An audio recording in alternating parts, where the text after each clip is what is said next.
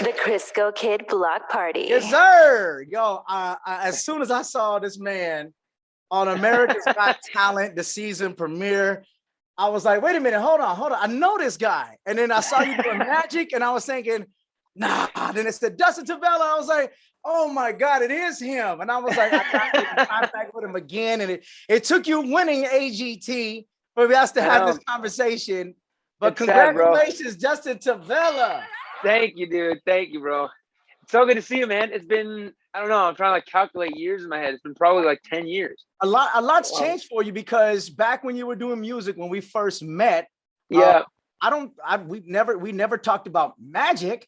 And then to see you doing it and have such an incredible story. You have your family, and bro, just congratulations. That alone is just blessings on blessing. I have a 3-year-old son as well, and just to see your family flourish, man, I'm just so proud of you. And again, congratulations. Fill me in on you went from music to magic. What happened? Talk to me. Yeah. So you know, when I was young, I loved magic, right? I was like 9 years old. My uncle got me my first magic trick. It was a coin trick from like a professional magic shop. I'd always had like little toy stuff from like Walmart, stuff like this. My grandparents grew up, you know, gambling in Atlantic City. We live right outside of Philly. And so, yeah, man, I feel like there was this thing, they would take us to the shows in Atlantic City, and we would see the magicians. And so I loved it, man. I fell in love. And basically, long story short, I was really into it when I was young. I would like perform at kids' birthday parties and stuff, dress up like a clown. And I would do like grand openings for banks and grocery stores, you know, this little kid like twisting balloons and doing magic. But yeah, when I got to like 12 or 13 years old, I feel like I became really self-conscious of the fact that I was a clown, and my friends didn't think that was cool. So I stopped, not thinking I could do magic like not dressed like a clown. Right. So bro, just stopped forever, man. And as you know, music took over. Was doing that for a long time out in LA. And yeah, man, I don't know. I got to this point where I was kind of getting like tired with the music stuff. I feel like social media was just taking over, and I was missing that real human connection that just drove me for so long. And I met this dude who was a magician, bro, and he did some magic stuff for me, and it was just game over, man. I was like, I just kind of never looked back. I got a deck of cards. I had my mom send out all my old stuff. Started creating some things. Actually, in the beginning, a lot of it was, and I still do a lot of this stuff, but it's like live music performance and magic kind of combined. And then yeah, dude, I've absolutely loved it, bro. It's been like probably about like 3 or 4 years now I've been really focusing on it kind of full time. That's crazy that you say that social media, you know, it just kind of, you're just inundated with so many messages, so many different artists popping up, to where you just said like you kind of felt a little disconnected in a way, right? With social media, they say that it's supposed to bring us together, but if you bring it full circle now because of AGT and your talent, your magic, and what you've been able to do, social media is kind of bringing more people to you, probably more than ever. And I would say probably better for you because the message that you're getting out. I like even looking behind you right now. I can't read it fully, but it just says blessed something with the heart. Blessed are the pure in heart. Yeah, this is my sister's old room. I'm at my parents' house right now in Pennsylvania. We're getting ready to make our move to Vegas. So it's even more inspiration, bro, because even on the other side, while we teach our children all about life, our children teach us what it's all about. And that's what I'm saying. It's just, you're full of inspiration right now. It's hitting us from all angles, no matter like which way we look, man. Yeah, thank you, bro. No, it's cool. And yeah, so like the thing that's funny is the thing that like when I fell in love with music, there was something that was just so real about this human connection thing, right? And I feel like the longer I was doing stuff, it was amazing. You know, I had some incredible opportunities to work with you. Your heart is incredible. I don't know if we're gonna get into all of that stuff too, but bro, you're absolutely amazing. You're a huge inspiration. And yeah, man, it's just the stuff that drives me, right? The stuff making an impact. And I feel like I just gotten like caught up in stuff. Like everything became about numbers. It's not that like, it's not a thing to like demonize social media or something, but it's just like, when so much stuff became about numbers and people start only looking at you for numbers, there's something so refreshing about, you know, I would walk into a place with a deck of cards. And this is what really kind of sparked this thing for me was my friend, his name's Scott Syme. We were just standing someplace, you know, and he just starts doing some magic for people. And it's just people, different skin colors, different ages. And like, we didn't set up a show. We didn't post anything. Like he was just interacting with humans, you know? And there was something about it that was so beautiful. And I feel like over time as social media, you know, this place to connect kind of started also creating this disconnect in a weird way with people. And as stuff kind of started getting crazy, you know, politically and all the things going on in the world, like just so much division. I was like, this is like this crazy, beautiful answer of like this thing that magic does, man. It brings out the child in us. It brings out that part of us that, you know, when we were young and we would go to the playground, we're not thinking about anything. We don't care who someone voted for. We don't care what color their skin is. We don't care what neighborhood they came from. It's like you just start wrestling strangers, right? And I feel like magic is like the closest thing I found to the adult version of what we experienced in childhood. And so yeah, man, I just like totally fell in love. And so when all the AGT stuff came along, it was cool because I mean, you know, I know your heart a bit from just our past, you know, my heart of just really wanted to do stuff to make an impact. So when I realized I could use my magic to tell a story, bro, it was like game over, man. Like I said, I never looked back. It's become my favorite thing on the planet. I mean, off top, you really got us, you know, your storytelling ability, and you're an artist, man. You're a musician, you're a musician, and that was really the strength here. And I think you came at the right time. This season of AGT, season 16, I interviewed some people from the last couple of seasons. I've had Howie on the show a couple of times, but there was something special about this season to where I felt it was at the right time. We needed this coming out of the pandemic. Yeah. Even though we're not fully out yet, it was just a lot of inspiration and it was a lot of hope. And that's what I think was really important. To where even some, you know, some of the comments, I don't even know if you pay attention on YouTube, but I look at some of the comments that what people are saying on all the performers, and they're like, well, you know, I could explain how this was done, or well, but then you have the other people that are loving the fact that, yeah, but it's the way he's doing it. This is what makes it special. And I think, man, I'm just gonna say it again. You came at the right time, and I believe that is why you won America's Got Talent season 16. Man. Thank you, bro. It's cool because that's been like my biggest encouragement to people that I've been talking to is just like timing has just been everything. Because you know I auditioned like 3 seasons ago. Didn't get on. Just was not ready. I feel like the magic stuff was too fresh. Last year for last season and just got another no. And there's like a bunch of weird stuff that kept happening. And then this past season, man, like when this door flung open, it was just, you know, I was so disappointed the last couple of years. You know, I was like, nothing was working out, and I'm trying to figure out what the heck I'm supposed to do. And you know, even with magic as a career, I'm like, I'm just gonna be like, my wife didn't even know that I did magic, right? We had been married we'd been married a long time, and then all of a sudden I just started busting all this stuff. She's like, what is happening? And so like, you know, I feel like I've kind of been really late to the game, but I don't know, man. As like when those doors shut, I was like, I don't know what I'm doing with my life. And then, you know, to find myself here now, I realized that this is the time that it had to happen. You know what I mean? It couldn't have happened 2 years ago. It couldn't have happened last year. It had to happen now. And it's funny, Terry, you're saying with the comments on YouTube, that's the one thing that, so as a musician, I feel like I developed super thick skin, bro. I was doing music for a really long time, and people say mean things. They're like, your voice sucks, you're ugly, you should kill yourself, right? Like people are just stupid on the internet now with their comments. But with magic, it's still new to me, you know, and I realized I haven't had time to develop that thick skin that doesn't care. So I'm a little more insecure with the magic stuff. So I've had to actually just stay away from all that stuff, because at the end of the day, I'm like, I'm just gonna be me. And I know that even some of the stuff that I did, like from a technical aspect, it was not the most impossible stuff, but like I'm looking through the super complicated stuff that I do. And then I'm looking through the stuff that I feel like would really connect with the audience. And to me, like the goal is over here, right? The goal is not to just be like, let me show everyone how cool I am and how it's like, to me, it's like, there's just so much more that goes into it, bro. And so, but yeah, I definitely got to stay away from the haters because I haven't developed the thick skin yet. Yeah, no, and that's what, and I was about to ask you, what would be your message? Because you had just said, hey, don't stop. And 2 seasons ago, you tried out and you tried out again. And then you listened to the haters, which could easily get somebody down, but you kept going, dude. Man. You kept going. Yeah, bro. And I think also like just the people that you keep around you is important because, you know, and you know how it is, you know, when you're trying to do stuff that matters, you're going to get so many different kinds of opinions from so many different kinds of people. And everyone has like an opinion about what the solution is. And normally that opinion will get posted on Facebook, and then that's as far as they go. And so when you actually start doing stuff, you get a whole lot of these people who disagree and they do it differently, but they're not doing it differently, right? They're just talking.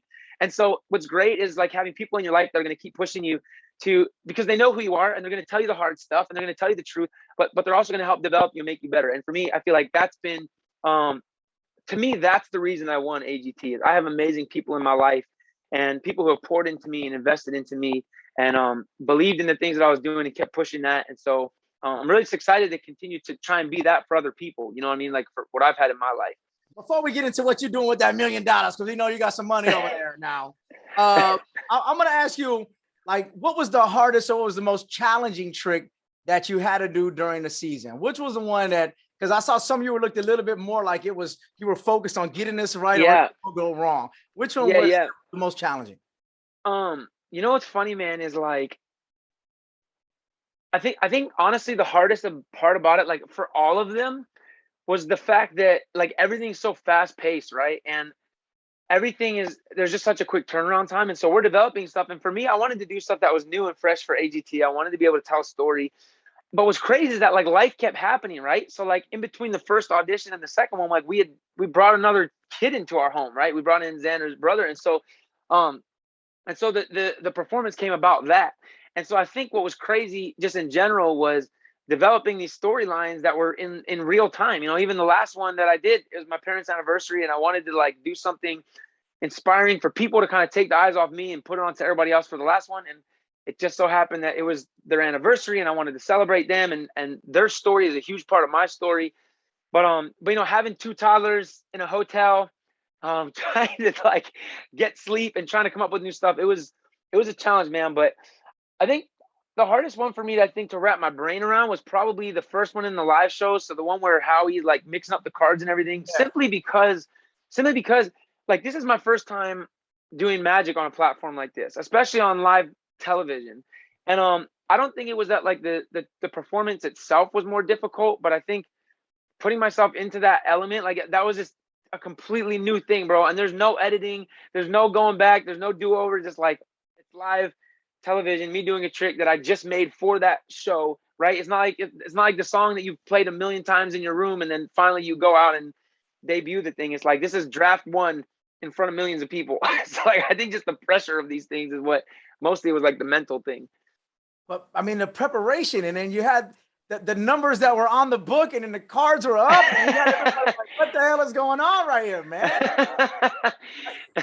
I mean, and for some reason, I still can't get this right. I saw you doing. You were talking about your parents' anniversary, and I was like, okay, let me try this. Yeah. So okay. So then I think you had something like this, and then it all came back together, and I just can't get that right, man. What am I doing? That was close. What am I doing wrong? Yeah. So if you go to Hogwarts for another couple years and then try it again, I think you might be all right.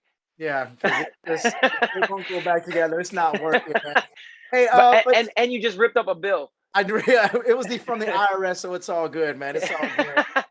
Just something about important tax document that if we want to impress some people, you know what I mean? Like, hey, we watched AGT, we saw Dustin Tavella. Is there one trick that over the holidays, the months coming up, because you know a lot of families start getting together again? What's the one that might be easiest to learn, or that you could teach me real quick, or you can put a link or something that we could all learn? A trick to learn?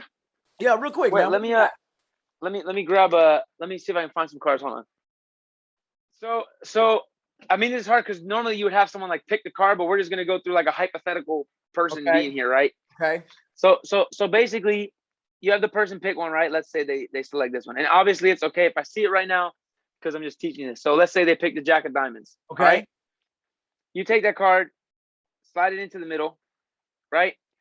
And then as long as like they're thinking about it, you have it in their mind, right? So now you're thinking of the Jack of Diamonds. All you got to do is you tell them to like look at it and imagine you make it really easy for me to find your card. Now normally I wouldn't know what the card is, but that's fine. So then all you do is you start going through. Count. What the hell? So yeah. Yep. Yeah. So okay. So look. So this is super easy. All right. So look. All you do is so like in your deck, right? You got your deck like this. Yeah. You just take the bottom card and just flip it over upside down. Boom. Yeah, that's it. That's the whole trick. No, man. So look, that didn't seem right. So you flip it that fast while you're going through it.